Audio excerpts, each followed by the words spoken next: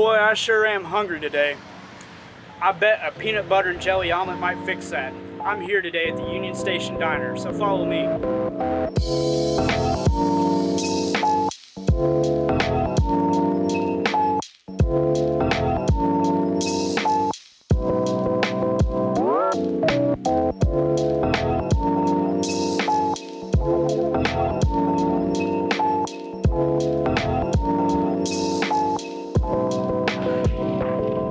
Hey, good morning, John. Hey, Josh, how you doing? I'm doing good, sir. How about Good yourself? to see you. Yeah, hey, why don't you join me for a cup of coffee? Yeah, absolutely. All right.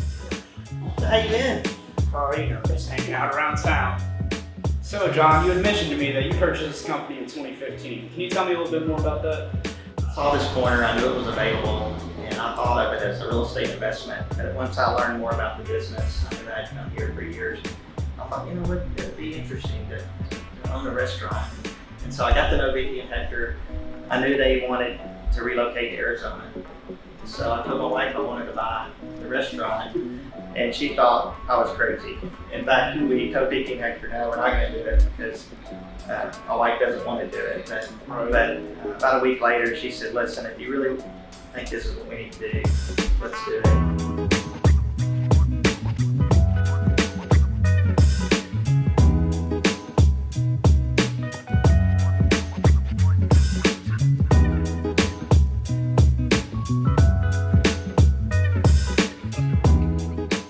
Hector Monterez, they didn't have any experience with New Braunfels, but they were just looking for a place that had a kitchen where they could start a small restaurant. They were from Sedona, Arizona. Okay. So this, nice. their business was modeled after a business they worked in. He was the cook, she was a server, and they basically just took that concept and somewhat copied the menu. If you go back to place in Sedona, you'll see. Do you happen to know what the name of it was? Yeah, the coffee pot. With Vicki's server experience and Hector's cooking experience, they were gradually able to scale up, slowly. Right. And they turned it, very quickly. They had a good reputation. 15 years from year 2000 to 2015, they hit really a home run and built the business. And then in 2015, they wanted out. They wanted to move to Arizona where their daughter was going to be going to school. I have an extensive G.I. Joe collection. On the left are customers. These are customers that come in. Right. Recognize Johnny Irby up there. Yeah, and then all four branches are recognized. It's pretty much a train-themed restaurant, but this is really dedicated. This back wall is just strictly military.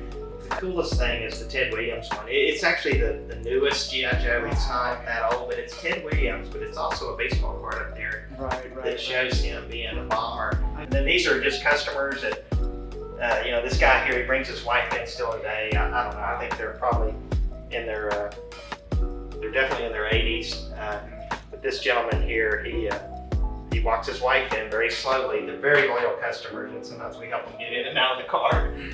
What Vicki and Hector were able to accomplish, they won so many of these People Choice Awards, it was ridiculous. So they took their best ones and kind of laid it out around the railroad sign, which I really like. So everything else you see is donated except, the back room I mentioned, the G.I. Joes and the trains. Well, on top here, this train runs. I built this in my garage and then brought it over one night and just laid it in on top. And it's a Polar Express train. But if you look at the menu, Vicki and Hector, they took a great concept from Sedona. They cut the menu in half.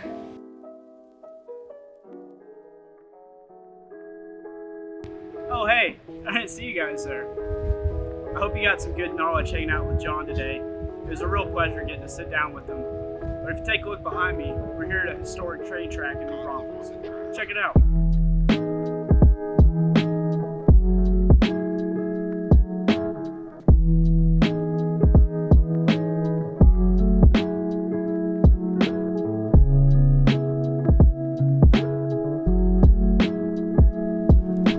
New Braunfels, it's looking like that time again. But don't you worry, I'm always itching for a new adventure.